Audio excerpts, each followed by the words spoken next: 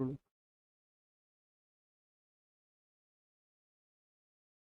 हिंद दोस्तों, मैं नवीन शर्मा आप सभी का स्वागत करता हूं। आशा करता हूं आप सब एकदम अच्छे हैं, एकदम बेहतरीन हैं। एक बार सारे प्यारे साथी बताएंगे आप सब कैसे हैं। उम्मीद करेंगे एकदम अच्छे होंगे, एकदम बेहतरीन होंगे, एकदम शानदार होंगे। और साथ ही आप लोग आज पहुंच चुके हैं हिंदी साहित्य। तो आज हम हिंदी साहित्य को शुरू कर रहे हैं और मैंने आपको बताया था कि लगभग 10 से 12 कक्षाओं में हमारा हिंदी साहित्य होगा। जितनी चीज़ें मैं आपको पढ़ाऊंगा, साथ ही आप लोगों का एक कर्तव्य होगा, एक नैतिक कर्तव्य होगा कि आप पिछली चीज़ों को रिवाइज करके ही अगली कक्षा में आएंगे, क्योंकि यहाँ पर चीज़ों का एक क्रम होगा और हम एक क्रम से पढ़ रहे होंगे। अगर आप बीच बीच में कहीं पर कक्षाएं करेंगे तो साथ ही उन बातों का फिर मैं जवाब नहीं दूँ, क्योंकि उसका कोई अर्थ नहीं बनेगा। तो इसलिए प्लीज क्रम से पढ़ना, रोज पढ़ना इंपॉर्टेंट पार्ट है। अगर मैं हिंदी साहित्य की बात करूं तो आप इसमें 6 से 8 क्वेश्चन का एक आधार मान के चल सकते हैं। आप ये मान लें कि आपकी परीक्षा में 6 से 8 प्रश्न क्या है हिंदी साहित्य के होंगे, वो कम ज्यादा भी हो सकते हैं। ठीक है, शुरू करेंगे साथी। आज हमारी क्लास 1 होगी, धीरे धीरे हम आगे बढ़ते रहेंगे। हिंदी साहित्य में वही लेखक और उनकी महत्वपूर्ण रचनाएं, हिंदी भाषा का विकास, हिंदी भाषा कैसे कैसे बनी है और संवैधानिक रूप से उसका किस प्रकार से विकास हुआ, किन अनुच्छेदों में उसका वर्णन है, भारत का संविधान भाषाओं के बारे में क्या कहता है, एक भाषाओं का वर्गीकरण, लेखक और रचनाएं मैंने आपको बता दिया। और उसके बाद में हम बात करेंगे जो पुरस्कार हैं और प्रमुख पुरस्कार किन रचनाओं को और किन लेखकों को मिले हैं। तो इस तरह से हम इसको खत्म करेंगे। सबसे पहले हम एक क्रमिक तरीके से चलेंगे, हिंदी भाषा के विकास की तरफ से चलेंगे, हिंदी भाषा कैसे विकसित हुई है। ठीक है साथी, एक बार थम्स अप कर देंगे कि आप सब बहुत ध्यान से पढ़ने के लिए तैयार हैं, बातें कोई नहीं करे तो लिखेंगे। सबसे पहली चीज हम शुरू करते हैं कहाँ से, हिंदी भाषा का उद्भव एवं विकास। हिंदी भाषा का उद्भव यानी कि उसकी उत्पत्ति किस तरह से हुई है और विकास।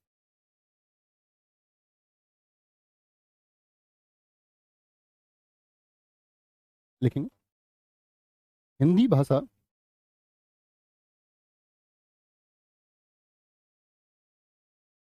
हिंदी भाषा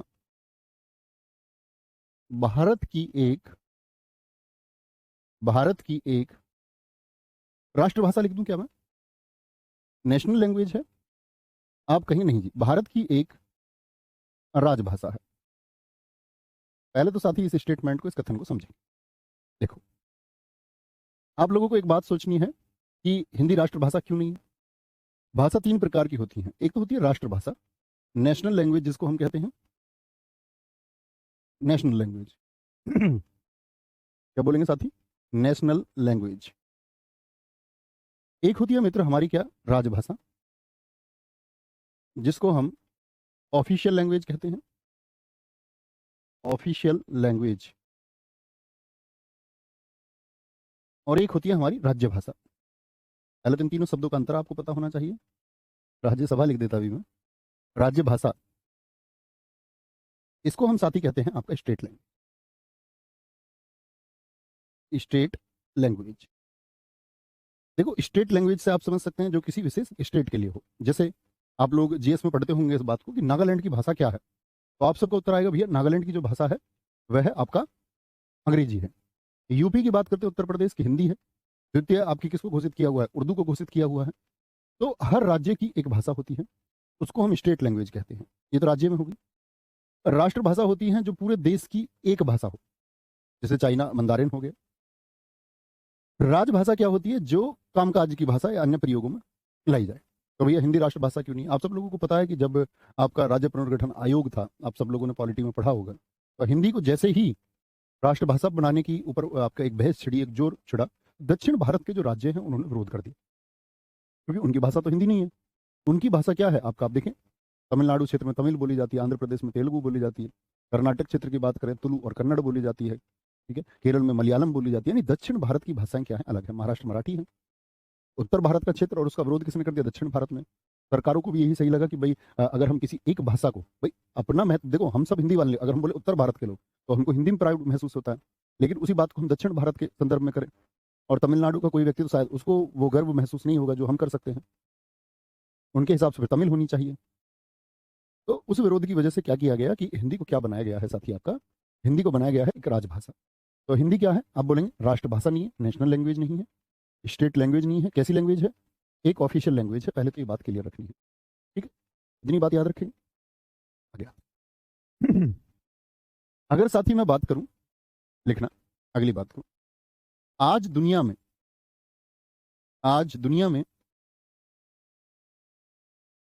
लगभग 3000 से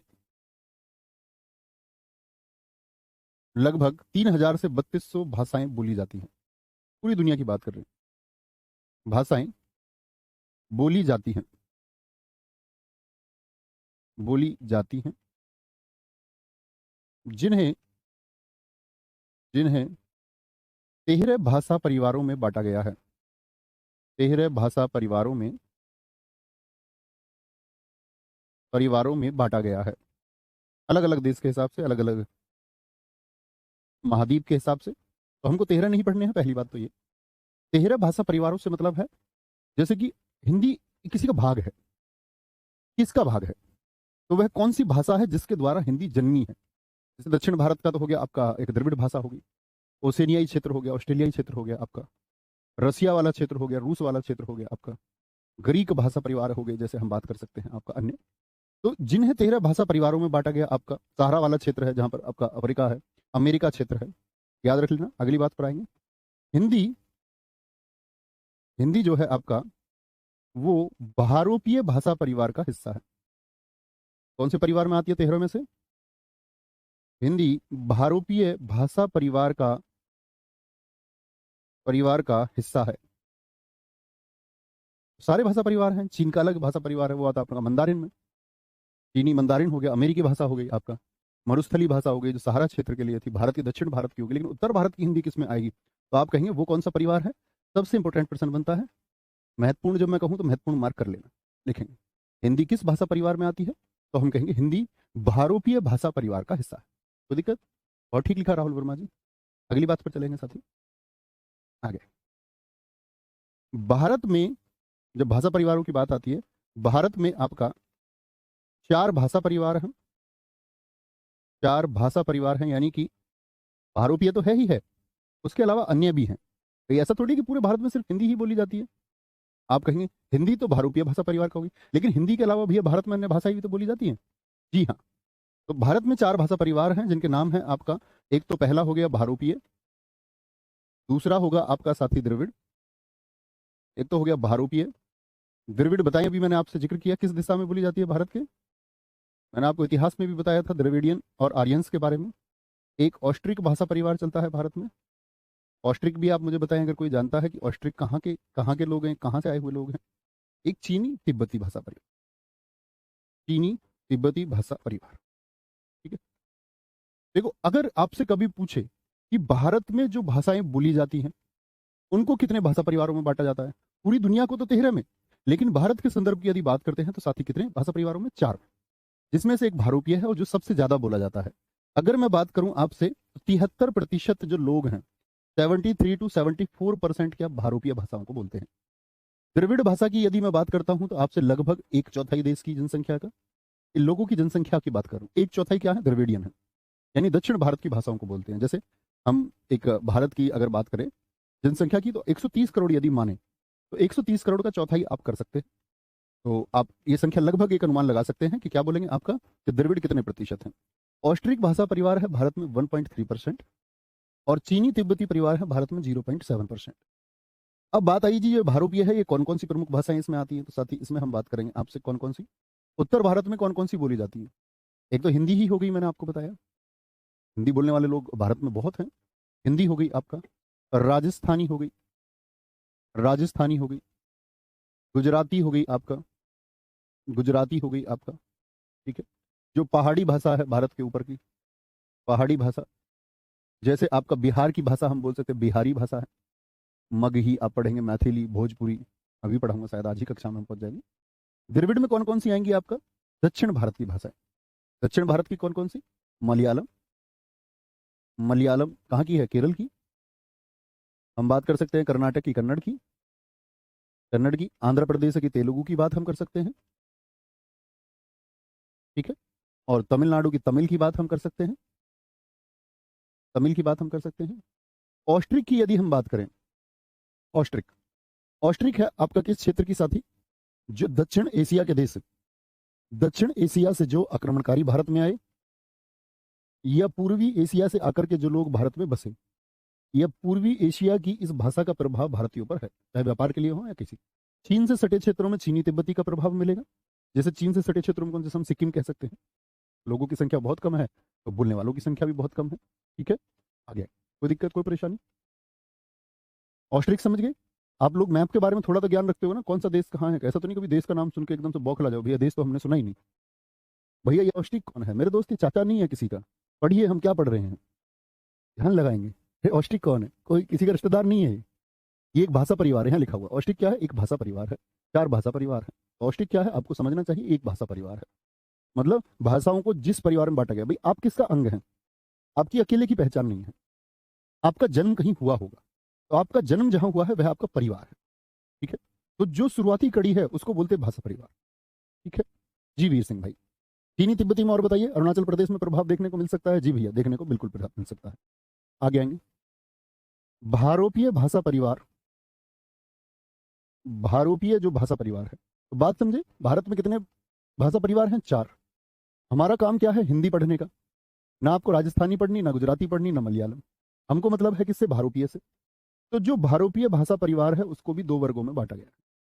यहां से पता चलता है हिंदी कैसे जन्मी। भारतीय भाषा परिवार को, जो भारोपीय भाषा परिवार है, भारोपीय समझ पा रहे होंगे ना, दो शब्दों से मिलकर बना हुआ है। बताएं जरा, 2 शब्द कौन कौन से आपको महसूस होते हैं भारोपियों में? एक तो भारत, और दूसरा साथी कौन सा होता है? यूरोपीय। भारत और यूरोपीय। ठीक है, भारोपीय भाषा परिवार को 2 वर्गों में बांटा जाता है। 2 वर्गों में बांटा जाता है। हम साथी जो भी पढ़ेंगे उसका 5 मिनट रिवीजन जरूर करेंगे। ठीक है, हर रोज। इस दिन बेसिक चीजें होंगी तो नहीं भी करेंगे। 2 वर्ग कौन कौन से होते हैं साथी? 2 वर्ग होते हैं आपके, कौन कौन से? एक तो है सतम वर्ग, इससे हिंदी जन्मी है हमारा, क्या बोलोगे? सतम वर्ग से। और जो अन्य है केतुम वर्ग में जाते हैं। क्योंकि अब आप देख सकते हैं 2 वर्ग क्यों बनाए गए, क्योंकि भारोपीय जो भाषा परिवार है वो 2 भाषाओं से मिलकर बनी, जिनका नाम है आपका भारत और यूरोपीय। रीता किशोर जी, आपने सही आंसर एकदम दिया था, वेरी गुड। योगिता, योगेश, रुद्र गुजर, बहुत शानदार। ठीक है, तो दरअसल में क्या था कि जो भारोपीय भाषा परिवार था, ठीक है, इसकी ब्रांचेस बहुत सारी थी, अलग अलग लेखों के अनुसार। कच्चायन कहते हैं इसकी 10 शाखाएं हैं। ठीक है, कच्चायन के अनुसार।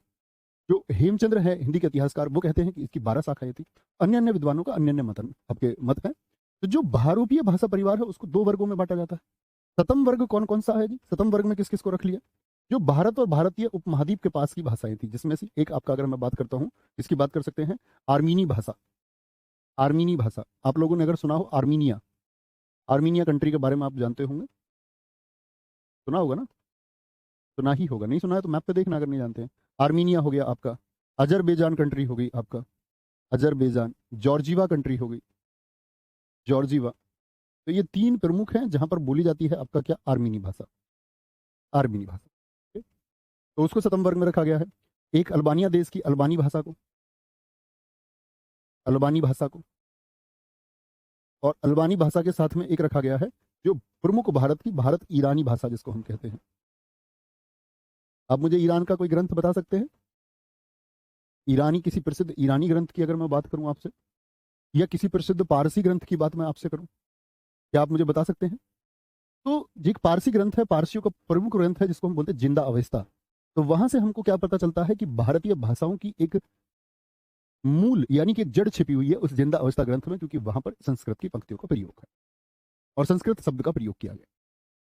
तो जो सतम वर्ग है उसमें तो आ गई भारतीय उपमहाद्वीप के आसपास की, जैसे प्रशांत आपका मेडागास्कर द्वीप हो गया आपका, या हम बात करें इंडोनेशियाई भाषाएं आ गई, ये सब इसमें आ गई। और जो केतुम वर्ग है, केतुम वर्ग में कौन सी आ गई? जो यूरोपीय हैं, जो यूरोपीय हैं। जैसे इटली कहाँ पर आता है? तो इटली की भाषा कौन सी होगी? इटालिक होगी। जितनी भी ग्रीक भाषाएं हैं, ग्रीक भाषा, भाई सोवियत रूस की अगर हम बात करते हैं आपसे, तो वो यूरोप में भी और एशिया में बोलने वाली रशिया भाषा, कौन सी? जो रशिया की भाषा है। ठीक है, आपका, या हम बात कर सकते हैं अन्य जो यूरोपीय भाषाएं हैं। अन्य क्या है? यूरोपीय भाषाएं, अब वो कोई भी हो यूरोप का देश। अन्य यूरोपीय भाषा, अन्य यूरोपीय भाषा से मतलब फ्रेंच भी हो सकती है, फ्रेंच भी हो सकती है। ठीक है, आपकी अंग्रेजी भी है, अंग्रेजी। जर्मन भाषा हो सकती है, जर्मन। तो हम क्या बोलेंगे साथी? हम कहेंगे कि जो यूरोप वाली है उनको तो किस भाग में रख दिया उन्होंने आपका? हम कहेंगे केतुम वर्ग में। और जो हिंदी भारतीय उपमहाद्वीप वाली उनको किस में रखा आपका भैया, उनको रखा है सतम वर्ग में। आर्मीनी, अल्बानी, आर्मीनी इस क्षेत्र में, अल्बानी किस क्षेत्र में अगर बोले तो अल्बानिया देश में ही बोली जाती है। अल्बानिया, अल्बानिया देश में ही बोली जाती है अल्बानिया। ठीक है, कोई दिक्कत कोई परेशानी? तो यहां से एक रूट देखने को मिलती है। अगर मैं पूछूं कि पारसियों का, अगर आपको कोई बेसिक नॉलेज हो तो इतना समझ लीजिए, कई जगह हम लोग ये लिखते हैं एक स्टेटमेंट को, आपके पिछले नोट्स में जिन साथियों के पास होता है एक स्टेटमेंट लिखा होगा कि आपका संस्कृत का सबसे पहला प्रयोग जिंदा अवस्था में देखने को मिलता है, लेकिन इसका मतलब है किसी अन्य ग्रंथ में। जो नए साथी हैं वो भी मेरी बात सुने, अगर कहीं लिखा मिलता है इस बात का तो इसका ये मतलब बिल्कुल नहीं है कि संस्कृत सबसे पहले वहां पर प्रयोग हुई। नहीं, संस्कृत तो सबसे पहले साथी कहां पर प्रयोग हुई, हमारे वेदों में प्रयोग हुई। लेकिन किसी विदेशी ग्रंथ में अगर सबसे पहले उल्लेख की बात करें तो जिंदा अवस्था कहें, जिंदा अवस्था कहें। ठीक है, कोई दिक्कत कोई परेशानी? सर जी मुहावरे, हाँ मुहावरे नहीं मिले हैं तुमको भी, मुहावरे मिल जाएंगे साथ, पढ़ लेना, मुहावरे के लिए इतना बेचैन नहीं होना है। ठीक है, कोई दिक्कत? तो क्या हुआ आपका सतम और आपका केतुम, कोई दिक्कत है इतनी बात में? आगे। अब ये जो यहां पर एक बात समझे, भारतीय ईरानी जो भाषा है, याद रख लेना, यहीं पर आगे चलते चलते इसी भारतीय परिवार का अगर हम बात करें, भारत ईरानी जो केतुम वर्ग में है, याद रख लेना इसी परिवार का हिस्सा, इसी परिवार का हिस्सा संस्कृत भाषा है, इसी परिवार का हिस्सा संस्कृत भाषा है। भैया हिंदी पर तो पहुंचे ही नहीं हम, अभी तो हम संस्कृत पर ही हैं। तो हिंदी का जन्म किससे हुआ? संस्कृत से। तो संस्कृत को हम इसलिए बोलते हैं आदि जननी, आदि मतलब शुरुआत की, और जननी मतलब माता, सबसे शुरुआत की माता यही है। सबसे शुरुआत की माता कौन है? वो यही है। ठीक है, कोई दिक्कत? बहुत बढ़िया, जो साथी इतिहास आपका पहले पढ़ चुके हैं तो बड़ी अच्छी बात है। एक शानदार रिवीजन आप लोगों का होगा। योगेश शर्मा भाई, आपके पढ़ने की शैली अच्छी है, इसीलिए आपको सब अच्छा लगता है। अगर दोस्त हम बात करें तो संस्कृत का जन्म किससे हुआ, बोलेंगे सतम वर्ग या केतुम वर्ग। तो संस्कृत का उल्लेख हमको यहाँ से मिलता है, और हम जानते हैं कि संस्कृत हमारे सबसे पहले लिखे गए कौन है, वेद लिखे गए, हमारे ब्राह्मण ग्रंथ लिखे गए, आपका अगर हम बात करें उपनिषद लिखे गए संस्कृत में। तो संस्कृत को साथ ही हम, संस्कृत को भी हम क्या करते हैं आपका, एक तो पढ़ते हैं भारतीय आर्य भाषा के संदर्भ में, भारतीय आर्य भाषा। आपको इतिहास में कुछ याद है आर्यन थ्योरी से? दूसरी चीज मैंने इतिहास में आपको पढ़ाया था, दूसरी संस्कृत का एक विकृत रूप है दरद, और तीसरा मैंने बोला ईरानियों की भी यही भाषा लगभग थी शुरुआत में। तो तीसरा आता है हमारा ईरानी। ईरानी से मतलब है, अब यहाँ पर आपको समझना होगा कि जितनी भी उर्दू से संबंधित भाषाएं हैं, जैसे उर्दू से संबंधित आप कौन कौन सी जानते हैं, अरबी, फारसी, अफगानिस्तान की परस्तो, लिख सकते हैं आप, उर्दू लिख सकते हैं, उर्दू ईरानी। तो यहाँ पर जितनी भी उर्दू, या हम बात करें अरबी फारसी में लिखी गई अन्य कोई भी प्रयोग करके, अरबी, फारसी, दारो, पश्तो आदि, ये सब कैसी है, ईरानी भाषाएं हैं। और इन ईरानी भाषाओं का भी मेल किससे है, संस्कृत से है। लेकिन बहुत सारे विद्वान इस बात को ठुकराते हैं कि नहीं भैया ये तो हमारी है। तो क्या यहाँ पर बोलेंगे आप लोग साथी, अगर उर्दू के विकास और जन्म की अगर इतिहास को आप देखेंगे, जैसे हमें तो बहुत सारे लोगों को ये लगता होगा कि उर्दू तो मुस्लिम देशों की भाषा है, लेकिन ये एकदम सत्य नहीं है। उर्दू भाषा का अगर आप देखेंगे विकास, उर्दू भारत में जन्मी है, आंध्र प्रदेश जैसे क्षेत्र में, तेलुगु भाषी क्षेत्र में जन्मी है, और सबसे पहले उल्लेख उसके, सबसे पहले लेखन उर्दू के भारत में किया गया। यानी उर्दू भाषा का जन्म पहले भारत में हुआ और तब अन्य जगह पर गई। ये बड़े कमाल की बात तुमको लग रही होगी, लेकिन सत्य है। जो उर्दू, अरबी, फारसी, दारी, पश्तो, ये सब, इन सब का जन्म, इनकी भी रूट कहाँ छिपी हुई है, संस्कृत में छिपी हुई है। तो एक भाग तो वो हो गया जिससे ये जन्मी सारी भाषाएं, एक भाग हो गया आपका दरद का, जिसको हम बोलते हैं आपका पंजाबी, डोंगरी, डोंगरी, हिमाचली, हिमाचली, कश्मीरी आदि भाषाएं, ये दरद में आती। इनका भी विकास किससे माना जाता है साथी, संस्कृत। ये संस्कृत से जन्मी है। और तीसरी तो भारतीय आर्य भाषा, यानी भारत की सारी भाषाएं हैं ही। भारतीय आर्य भाषा का वर्गीकरण हम साथी पढ़ेंगे यहाँ पर, बहुत इंपॉर्टेंट वर्गीकरण होगा, उसको आप भूल सकते हैं। ध्यान देना है कहाँ पर, भारतीय आर्य भाषा। इसको 3 हिस्से में हम पढ़ते हैं साथी, बहुत इंपॉर्टेंट नोट्स बनाना, और सबसे ज्यादा प्रश्न आने के आसार यहाँ से ही होते हैं। जैसे भारतीय आर्य भाषा को हम बांटेंगे 3 भागों में।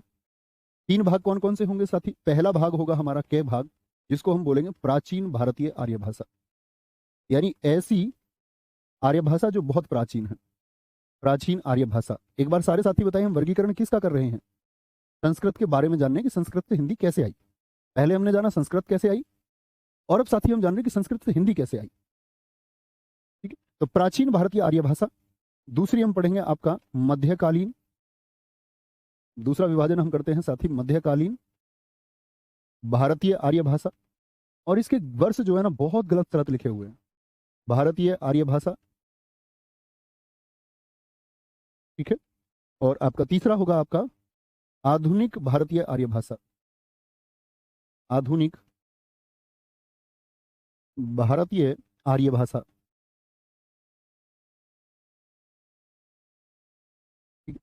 अब देखो हम साथी किसकी बात कर रहे हैं, आप कहेंगे भैया हम संस्कृत की बात कर रहे हैं, और मैंने कहा संस्कृत का भारत में सबसे पहले क्या लिखा गया है, सबसे पुरानी कृति आप किसको कह सकते हैं भारत की। तो हम कहेंगे कि भारत में जो भैया सर्वाधिक सबसे पुरानी रचनाएं हैं यदि हम बात करें तो वेद ही हैं। और वेद किस भाषा में लिखे गए, संस्कृत में लिखे गए। तो उसके ऊपर बड़ा विभेद है कि कितना पुराना माने जो प्राचीन भारतीय आर्य भाषा है। तो आप कहेंगे प्राचीन भारतीय आर्य भाषा को माना गया है आज से लगभग 2000 बीसी, यानी अगर मैं 2000 बीसी की यदि साथी बात करता हूं तो कितने साल पहले की मैं बात कर रहा हूं, 2000 बीसी। यानी आप आज के 2024 में सन 2000 जोड़ लेंगे, बीसी को जोड़ा जाता है, तो हम बात करें आज से 4000 साल पहले की। अधिकतम विद्वान ये मानते हैं कि उसी समय पर इनकी वेदों की रचना हुई और संस्कृत का प्रयोग होना शुरू हुआ। बोलते कुछ भी हो लेकिन लिखित रूप से संस्कृत का प्रयोग इस काल में होने लगा। अच्छा, ये कितने वर्षों में इन्होंने बांटा, 1500 वर्षों में, 500 बीसी।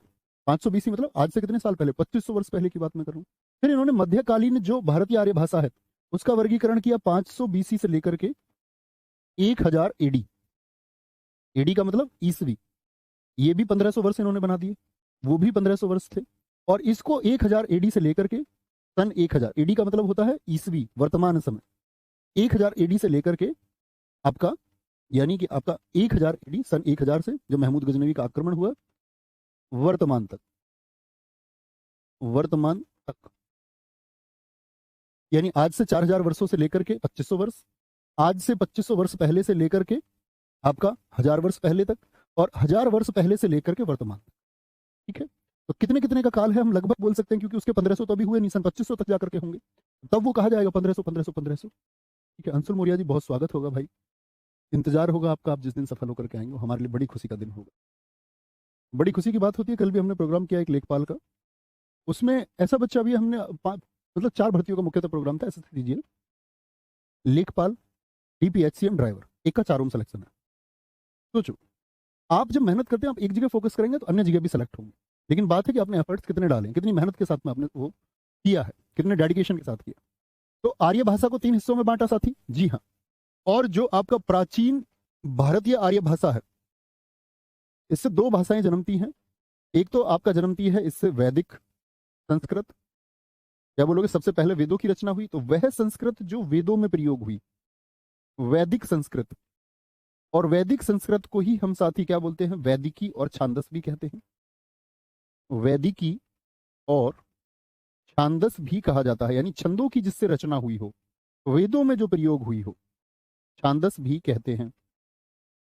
वैदिकी और छांदस भी इसको हम कहते हैं। ठीक है, तो ये वैदिक संस्कृत का जो पार्ट है आपका ये है 2000 बीसी से लेकर के 800 बीसी। अब बड़ा विभेद है इसको, कुछ इसको 1000 लिखते हैं, कुछ 800 लिखते हैं।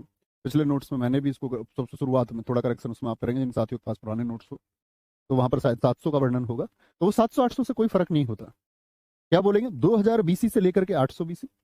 और दूसरा पार्ट इसका प्राचीन को, वैदिक संस्कृत को हमने जब बिगाड़ा तो उसको कहा गया लौकिक संस्कृत, यानी लोगों ने जब संस्कृत का विकृत रूप प्रयोग शुरू कर दिया, अपने तरीके से कई परिवर्तन कर लिए, अक्षरों को अपने हिसाब से लिखने लगे, तो वह बन गई लोक यानी जनता की संस्कृत बन गई। इसको हम 800 से लेकर के 500 बीसी में बांटते हैं। इस तरह से हमारे क्या, इसमें हमने दिए कितने वर्ष आपका, 2000 से 500 टोटल 1500 थे, तो यहाँ पर 1200 और 300 वर्ष, 1500 वर्ष। कुछ क्या करते हैं लेखक, इसको ही आधा आधा बांटते हैं। कुछ के अनुसार क्या है वो कहते हैं नहीं, इसका जो वर्गीकरण होगा वह होगा आपका 2000 से लेकर के आपका कहां तक, लगभग 1100 1200 भी रखते हैं, कुछ पुस्तकों में आपको 1000 भी मिलेगा, लोगों ने अपने हिसाब से रख लिया। ठीक है, तो प्राचीन जो भारतीय आर्य भाषा है उसको 2 हिस्सों में बांटा गया, वैदिक संस्कृत और लौकिक संस्कृत। ठीक है साथी, वैदिक और लौकिक। फिर हम बात करते हैं आपका मध्यकालीन भारतीय आर्य भाषा को। वैदिक संस्कृत तो साथी समझ गए ना आप, सॉरी, वैदिक संस्कृत तो आप समझ गए ना, जिसका प्रयोग कहां पर हुआ, वेदों में हुआ, वेदों में। ठीक है, और यहां पर 2 आपका वर्णन आता है लेखकों का, लिखेंगे आप नाम एक बार। दो लेखकों का वर्णन आता है जिसमें एक तो है उदय नारायण जी, उदय नारायण, और उदय नारायण तिवारी जी हैं, और एक है आपके डॉक्टर धीरेन्द्र वर्मा। धीरेन्द्र वर्मा, इनके अनुसार क्या है, ये कहते हैं कि वैदिक संस्कृत में जो स्वर हैं वो 13 हैं, स्वर 13 हैं, लेकिन जो हरदेव बहारी हैं, हरदेव बहारी भी आपका हिंदी के एक प्रसिद्ध लेखक हैं, उनके अनुसार कितने स्वर प्रयोग होते हैं इसमें? 14 स्वर प्रयोग होते हैं। क्या बोलेंगे आप? कहेंगे भैया हमारे तो कुल आपका हिंदी में 11 स्वर ही हैं, तो 3 स्वर ऐसे हैं जिनका प्रयोग हम नहीं करते, और उनसे एक प्रश्न भी पूछा जाता है, अभी देखेंगे कौन कौन से 3 स्वर होते हैं। तो आप कहेंगे भैया 14। तो जो 13 मानते हैं वो मानते हैं री और लिरी को। एक तो री का आपने ये रूप देखा होगा, एक री का ये रूप भी है जो अब प्रयोग नहीं होता, एक लरी होता है और एक लरी होता है, ठीक है। अब प्रयोग नहीं होते हैं तो संस्कृत में प्रयोग होते हैं, लेकिन तो वो मानते हैं दोनों 13, तो इन दोनों को 11 हिंदी के अलावा, और ये आपका कितने 14, तो ये तीनों को मानते हैं। लेकिन ये बात क्या है, वेदों की बात है और संस्कृत की बात है, तो इससे हमको क्या है, कुछ लेना देना ज्यादा है नहीं। लेकिन यूपीएसआई में एक क्वेश्चन पूछा गया, वो बात मैं आपको जरूर बताऊंगा साथी। मध्यकालीन भारतीय भाषा, इसके 3 पार्ट बनेंगे। मध्यकालीन, नीचे ही विभाजन करेंगे, नहीं तो फिर बीच में जगह कम बचेगी। ये दिख रहा है ना आप लोगों को लिखा हुआ साफ? नहीं दिख रहा हो तो फिर तो उतना ही लिखना पड़ेगा, देखना एक बार, बताना साफ दिखेगा या नहीं दिखेगा। जो मध्यकालीन भारतीय आर्य भाषा है, नीचे ही विभाजन कर लें, कोई दिक्कत थोड़ी है। मध्यकालीन भारतीय आर्य भाषा है, भाई आपका बोर्ड हैंग हो गया भानु, अब ठीक है। क्या बोलेंगे जी? उसके 3 विभाजन होते हैं। 3 विभाजन कौन कौन से हैं? एक तो पाली, ये बताना भाई, ये साफ दिख रहा है लिखा हुआ। दूसरा आपका प्राकृत, और तीसरा अपभ्रंश। सारे साथी बताएंगे, थोड़ा पतला किया है इसको, दिखेगा या नहीं? तो जो पाली भाषा है, आप जानते हैं कि भाई भारत में तो वैदिक धर्म था, सब लोग संस्कृत आदि का प्रयोग होता था, लेकिन महात्मा बुद्ध हुए। महात्मा बुद्ध ने जो अपने उपदेश दिए वो भाषा को विकृत करके दिए, मतलब कि एक अन्य रूप उन्होंने पैदा किया। उस अन्य रूप को हम क्या बोलते हैं? पाली। उसको ताकत जब मिली, जब बौद्ध ग्रंथों की रचना हुई, जैसे कि त्रिपिटक, अभिधम्म पिटक, सुत्त पिटक, विनय पिटक, आप जानते होंगे, और अन्य घोष जैसे लेखकों ने बहुत सारी रचनाएं ऐसी हुई जो पाली भाषा में हुई। तो पाली को अपनी पहचान मिली और आपका ये भारत में प्रचलित हुई। तो वैदिक से हमने क्या, संस्कृत का थोड़ा रूप विकृत किया, फिर उसी से पाली और विकृत होकर जन्मी, जिसको हम कहते हैं ये 500 एडी से लेकर के, नहीं 500 एडी नहीं, बीसी से चलेगा ना, बीसी पर थे हम, 500 बीसी से लेकर के, 500 बीसी से लेकर के पहले सन तक का जो विभाजन है उसको पाली बोलते हैं हम, ठीक है। पाली के बाद में प्राकृत आती है, ये आपका 1 एडी से लेकर के ये 500 एडी, तो 1500 वर्षों को कुल हमने 500 500 में बांट दिया। और जो अपभ्रंश आती है वह आती है आपका 500 एडी से लेकर के, 500 एडी से लेकर के 1000 एडी। प्राचीन आर्य भाषा के हिस्से में यही आपका 1500 वर्ष थे जिनको हमने 500 500 करके बांटा। अब मुझे बताइए, पाली पहले प्रयोग हुई या प्राकृत? तो बुद्ध ने अपने उपदेश पहले दे दिए महावीर स्वामी जी से, ठीक है। तो पहले प्रचलन में कौन आई? पाली आई, ठीक है। हालांकि महावीर जैन जो हुए उन्होंने तो अपने भाषण दिए अर्धमागधी में शुरुआती, उन्होंने तो बहुत बाद में प्राकृत को सपोर्ट किया। इसी वजह से पाली को क्या कहा गया? पाली को कहा गया आपका प्रथम प्राकृत, यानी प्राकृत से भी पहले प्रथम है, प्रथम प्राकृत बोलते हैं। और स्वयं प्राकृत को हम क्या कहते हैं? द्वितीय प्राकृत। स्वयं प्राकृत को साथी हम क्या बोलते हैं? इसको इसको हम कहते हैं द्वितीय प्राकृत। अभी मैं आपसे एक क्वेश्चन पूछूंगा, द्वितीय प्राकृत भी कहते हैं, भी कहते हैं। और अपभ्रंश को क्या कहते हैं? अपभ्रंश को हम बोलते हैं तृतीय प्राकृत, तृतीय प्राकृत। और यूपीएसआई में यहां से क्वेश्चन पूछा गया तृतीय प्राकृत से कि तृतीय प्राकृत में स्वर कितने होते हैं। आप लोगों ने भी अगर अध्ययन किया हो प्रीवियस ईयर का, तो आप यहाँ पर एक प्रश्न पाएंगे, अपभ्रंश में क्या होगा आपका? अपभ्रंश को हम तृतीय प्राकृत कहते हैं और इसमें 8 स्वर हैं, 8 स्वर। प्रश्न यही पूछा गया कि अपभ्रंश में स्वरों की संख्या कितनी है। 3 लिंग होते हैं साथ ही इसमें, और 4 काल होते हैं। एक आज्ञार्था काल को ये शामिल करते हैं। 3 लिंग वही जो संस्कृत में थे। संस्कृत भाषा में भी कितने लिंग हैं? प्रश्न ये भी पूछा जाता है, जो साथी नहीं जानते वो कहीं किनारे पे लिखिए। संस्कृत भाषा में लिंग 3 है। कौन कौन से 3? पुल्लिंग, स्त्रीलिंग और नपुंसकलिंग। लिख लीजिए कहीं किनारे पर। वैदिक संस्कृत में भी लिंग कितने हैं? 3 हैं। और एक बात और साथी लिखिए यहाँ पर कहीं अपने नोट्स पर किनारे पर। वैदिक संस्कृत की बात मैंने बताई कि उसमें कितने हैं? 3। वैदिक संस्कृत और अपभ्रंश में भी कितने? 3 लिंग हैं, ठीक है। लेकिन हिंदी भाषा में कितने हैं? हिंदी भाषा में तो 2 हैं, पुल्लिंग और स्त्रीलिंग, पुल्लिंग और स्त्रीलिंग।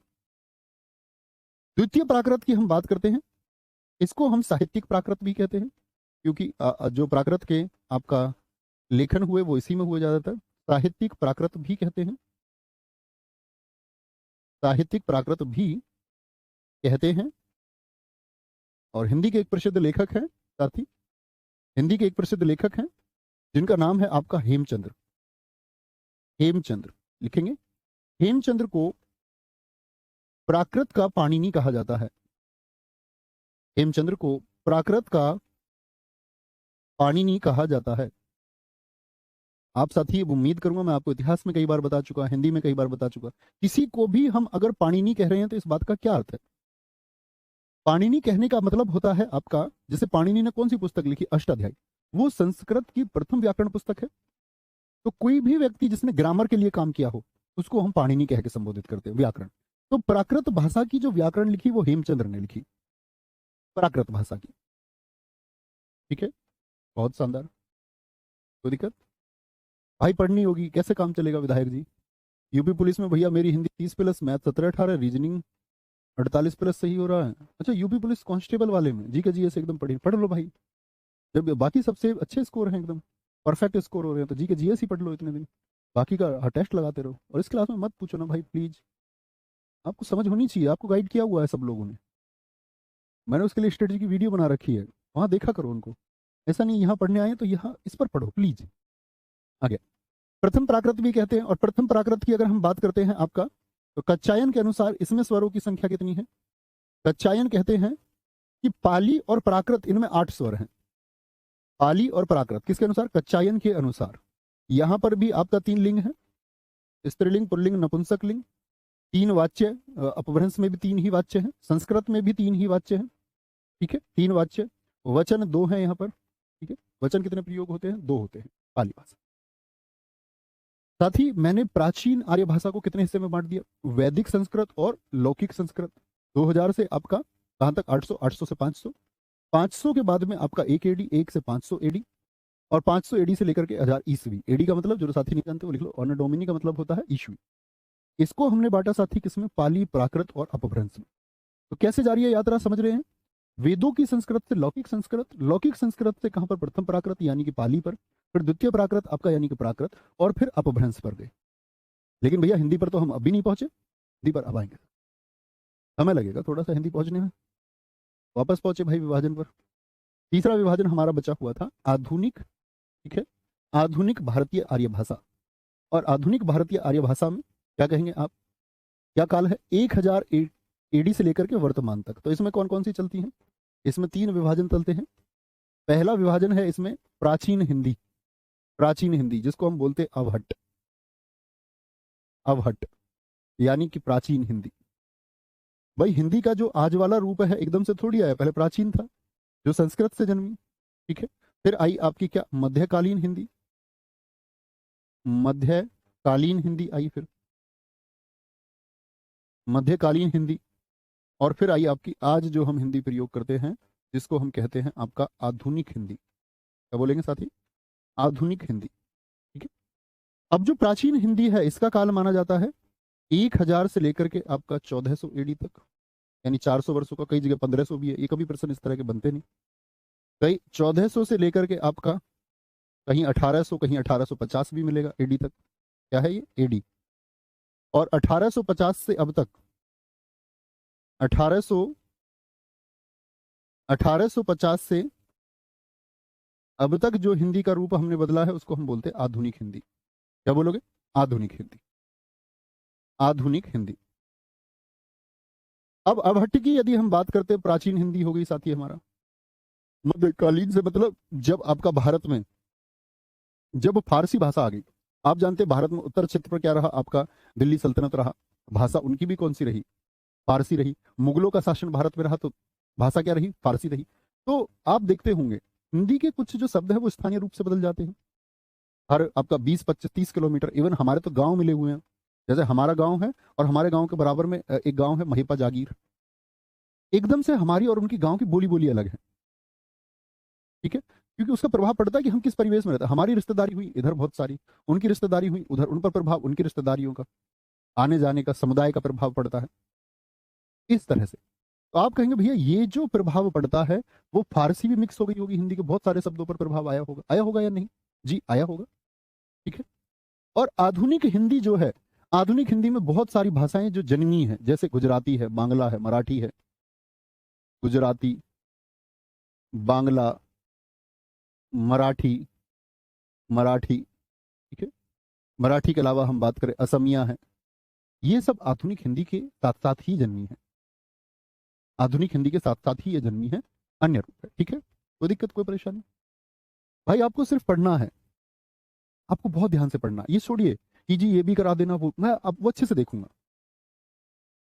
सर मैं पिछले नोट्स लेकर के बैठा हुआ हूँ, उन्हीं में ऐड ऑन कर रहा हूँ, बहुत ठीक है, एकदम से ठीक है। आपको यहाँ क्लास में प्रश्न नहीं करने हैं, मैं आपको फिर इग्नोर करूंगा, आप लिखेंगे, ऊर्जा अपनी खराब करेंगे। आपको बहुत ध्यान से बस पढ़ना है। भाई साहब अपनी कॉपी में देखिए हमने क्या पढ़ा, अपनी कॉपी में देखिए हमने क्या पढ़ा है अभी, अपनी कॉपी में देखिए क्या पढ़ा। आप कहेंगे भैया हमने पढ़ा हिंदी भारत की एक राजभाषा है। राजभाषा क्यों है, कैसे है, ये बात हमने कर ली। फिर मैंने बताया पूरी दुनिया में जो भाषाएं बोली जाती 3,000 से ज्यादा 3200, उनको हम साथी किस में बांटते, 13 भाषा परिवारों में। उन्हीं 13 भाषा परिवारों में से एक भाषा परिवार है भारोपीय भाषा परिवार, यानी भारत और यूरोपीय। तो भारत में जो हिंदी बोली जाती है वो भारोपीय परिवार का हिस्सा है। भारोपीय परिवार भारत में हमने मान लिया हिस्सा है, लेकिन भारत में हिंदी के अलावा अन्य भी बोली जाती है, तो भारत में भी 4 भाषा परिवार आते हैं। भारोपीय सबसे ज्यादा 73% पर, द्रविड़ मैंने आपको बताया 25% पर, फिर साथ ही मैंने ऑस्ट्रिक आपको बताया 1.3% पर, फिर चौथा मैंने आपको बताया, चौथा भाषा परिवार कौन सा बताया मैंने आपको, चीनी तिब्बती भाषा परिवार 0.7% पर। हमने ये डिजाइन आपका यहाँ पर हमने समझा कि जो हमारा भारोपीय परिवार के अतिरिक्त कौन कौन से भाषा परिवार भारत में है। अब जो साथी हमने हिंदी को जाना तो भारोपीय परिवार में आई, भारोपीय परिवार में भी हमने बताया कि भारत और यूरोपीय, तो यूरोप वाली भाषाओं को हमने अलग कर दिया केतुम वर्ग के द्वारा, चाहे जर्मनी की भाषा हो, चाहे इटालियन हो, चाहे फ्रेंच हो, चाहे रशियन हो, हमने इन सब लैंग्वेजेस को क्या कर लिया, अलग कर दिया। अब हमने बचा ली कि भारत के उपमहाद्वीप की, इसमें कौन कौन सी साथी आप अपने नोट्स देखें, मैंने बताया ईरानी भाषा, आपका जो भारत ईरानी भाषा, इससे संस्कृत का जन्म हुआ। और फिर साथी मैंने आपको बताया उसमें आर्मीनिया भाषा और अल्बानी भाषा, ये हमारे जो संस्कृत भाषा जिससे हिंदी का उदय हुआ है, उस संस्कृत के पीछे भी ये भाषा परिवार है। वर्ग कौन सा है, सतम वर्ग। फिर हम आए आपका संस्कृत, भारत ईरानी भाषा परिवार से संस्कृत को हमने जाना कि संस्कृत को हम पढ़ते हैं आपका, इस संस्कृत से 3 तरह के जन्म हुए हैं। एक आर्य भाषा यानी जो आर्यों का क्षेत्र था, एक दरद जिसमें मैंने बताया कश्मीर वाला क्षेत्र या पंजाब उत्तर भारत का कुछ क्षेत्र जिसमें हिंदी नहीं बोली जाती, वह वाला क्षेत्र। एक साथी मैंने बताया उर्दू क्षेत्र। तो ना हमको उर्दू पढ़नी, ना आपको हमको आपका कश्मीरी पढ़नी, ना हमको पंजाबी पढ़नी, तो हम क्या पढ़ने वाले हैं आपका, भैया हिंदी का जन्म कैसे हुआ। तो उसके लिए हम पढ़ते हैं साथी आपका प्राचीन, यानी कि जो हमने आर्य भाषा है। आर्य भाषा को हमने 3 तरीके से बांटा, प्राचीन, मध्य और आधुनिक में। प्राचीन का समय आप मुझे बताएंगे, 2000 से लेकर के 500 1500 वर्षों का तीनों का समय दिया। वो 500 BC से 1000 AD और वो 1000 AD से वर्तमान। जो साथी प्राचीन आर्य भाषा थी उसको मैंने बताया कि 2 तरह की संस्कृत उसमें प्रयोग हुई, एक वेदों में और उसके बाद में लौकिक।